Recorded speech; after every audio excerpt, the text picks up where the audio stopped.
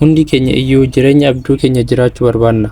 Qabxee A fiduu taphataa kubbaa beekamaa ta'uu yookaan hojii dhuunfaa keenya jalqabnee milkaa'uu ni hawwina. Garuu maaliif namoonni muraasni qofti galma isaanii ga'u? Maaliif kan immoo abjuu qofa qabatanii hafu? Garaagarummaan isaanii dandeettii sammuu yookaan carraa miti. Garaagarummaan isaanii jecha tokko disipiliinidha. Viidiyoo kanaan dura waa'ee disipiliinii waan baay'ee dhageessanitu ta'a. Garuu har'a icciitii sammuu keessa waliin wal qabsiisnee waan kanaan dura hin dhageenyinitti nan hima. Hamma dhumaatti hordofis. Sababni isaas viidiyoon kun jireenya kee kallattii haaraatti ni jijjiira. Egaa disipiliinii jechuun maal jechuudha?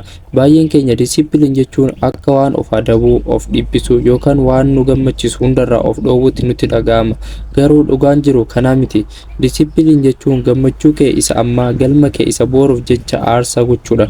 Jechuun amma rafuu sitti tola garuu disipiliiniin kee ka'ee qo'adhu sin jedha. Amma bilbila scroll gochuu sitti tola garuu disipiliiniin kee ka'ee hojii kee xumuri sin jedha. Gabaabumatti disipiliin jechuun sammuu keetiin miira kee bulchuudha. Disipiliin malee abjuun kee abjuu qofa ta'ee hafa. Disipiliinii waliin garuu abjuun kee dhugaa ta'a. Egaa maaliif disipiliin ta'uu akka isinitti ulfaatu beektanii?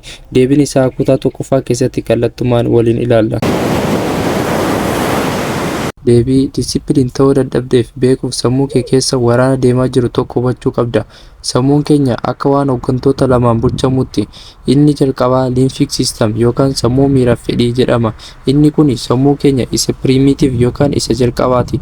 Kaayyoon isaa inni guddaan gammachuu ammaa siif fiduudha. Akkuma ijoollee xiqqootti waan amma sitti tolu qofa barbaada. Amma bilbila scroll godhi, amma rafii sin jedha. Inni kun baay'ee ariitti qaba. Dhiibbaa guddaa yookaan imooshini sirratti uumuu danda'a. Sababni isaas sammuun kun ilmaan namoota waliin waggoota kumaatama waan tureef baay'ee powerfulidha. Inni lammataa immoo prefrontal cortex yookaan sammuu yaadaaf loojikii jedhama. Inni kun loojikalidha. Ammarra booruuf yaada. Yoo har'a qo'atte boru qabxii gaarii fidda, jireenya kee jijjiirta sin jedha. Garuu sammuun kun enerjii baay'ee barbaada. Akkasumas sammuu isa jalqabaa biraatti baay'ee dadhabaadha. Kanaafuu yeroo hunda sammuun fedhii yookaan limbic systemiin nu mo'ata. Guyyaa guyyaan sammuu yaadaaf loojikiin kee hojjedhu yeroo sin jedhu limbic systemiin kee immoo taphadhu yookaan rafi sin jedha. Waraana kana namoonni parsantii 90 ni mo'atamu. Maaliif? Sababni isaa sammuu isaanii filannoo waan kenneef yeroo ati boruun jalqaba jettu limbic systemii keetiin injifatamteera jechuudha. Kitaabni The Power of Discipline maal nuun jedha beektu? Motivation yookaan kaka'umsi sitti dhufu eeggachuun kee'oodha. Sababni isaas motivationiin kee limbic systemii kee irraa hundaa'a. Yoo miirri kee gaarii ta'e hojjetta, yoo sitti qabbaneessa ni dhiista. Disipiliin jechuun guyyaa sitti hin tolle sana, guyyaa ifatte sana, guyyaa sammuun kee dhiisi sin jedhe sana lakki jettee hojii kee irratti argamudha. Egaa waraana sammuu keessaa kana akkamitti mo'achuu dandeessaa? Akkamitti sammuu kee isa loojikaal ta'e sanaaf humna kennitaa? Kanaan booda limbic systemii keetiin gowwoomfamuu dhaabuuf iccitiiwwan kitaabaa kanaan kutaalee itti aanu keessatti step by step isiniif ibsa. Kutaa tokkoffaa keessatti waraana sammuu keenya keessa jiru beekneera. Amma gaafii guddaan waraana kanaan akkamitti injifannoo arganna kan jedhudha. Kitaabni The Power of Discipline namni tokko limbic system isaa to'atee gara galma isaa akka deemuuf meeshaalee sadii nu kenna. Tokkoffaa seera daqiiqaa 10 the 10-minute rule. Baay'een keenya kan nu kuffisu impulsiveness yookaan ariitii miira keenyati. Sammuun kee kallattiin ka'ee bilbila ilaali yookaan TikTok scroll godhi sin jedha. Yeroo kana sammuu keetiin lakki jettee yoo mormite limbic systemiin kee irratti dhiibbaa itti geessista. Furmaanni isaa the 10-minute ruleidha. Sammuu keetiin akkas jedhi, tole bilbila nan ilaala garuu ammaa miti daqiiqaa 10 booda. Icciitiin isaa maali? Yeroo ati daqiiqaa 10 nan eega jettu sammuu kee inni rational yookaan logical ta'e akka dammaquuf yeroo kennitaaf. Yeroo baay'ee daqiiqaa 10 booda fedhiin sun ni qabbanaa. Atis gara qo'annaa keetii deebi'uuf siif salphata. Lammaffaa barreeffachuu yookaan joornaaling.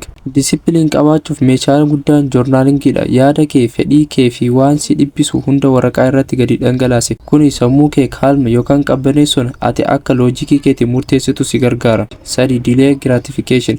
Gammachuuf dursanii kennuu dhiisuu. Kutaa utubaa disipiliiniiti. Namoonni milkaa'an hundi delay gratification danda'u. Kun immoo gammachuu amma isaa xiqqaa dhiisanii badhaasa boruu isa guddaa eeggachuudha. Daniel Walter akka jedhu willpower yookaan onneen kee akka boba'aatti ni dhuma. Kanaaf guyyaa guutuu bilbila hin ilaalu jettee of dhibbisuu dhiisii akka badhaasatti fayyadami. Yoo sa'aatii 2 qo'adde daqiiqaa 10 bilbila nan ilaala jedhi.